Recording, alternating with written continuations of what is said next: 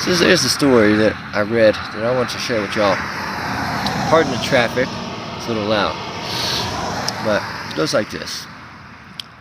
In an old Buddhist monk temple, there was a young monk and an old monk.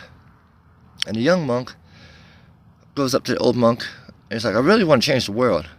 I really want to change the world. I really want to help the world, you know? And the old monk says, no, that's a very good, thing to want to do.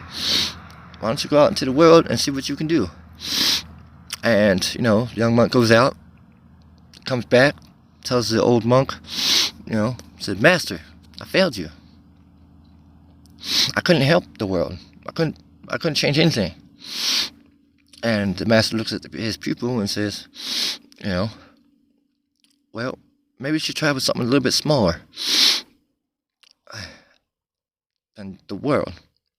And so the young monk says, okay, how about my country? I really want to help my country. I want to change my country. I help the people in my country. And the old monk says, that's a very good thing. It's a very good thing to want and to do. He says, so why don't you go out into the world or go out to our country and see what you can do? And so the young monk goes out into his country, tries to help his fellow countrymen. And, he comes back to his master again. He says, Master, I failed you. I couldn't help our country. I couldn't change anything in our country. I couldn't help the poor. I couldn't do this. I couldn't do that. And the older monk said, well, at least you tried, but maybe you should try for something a little bit smaller. And the young monk thinks for a second, and he's like, well, I guess I could try to help my family and friends and try to do right by them and do good.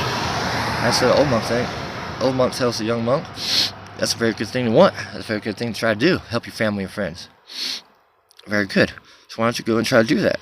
So the young monk goes back out and tries to help his family and friends and tries to change them and tries to inspire them and change the way they think and their opinions and thoughts. And again, he comes back to his master and he's like, Master, I'm failing you.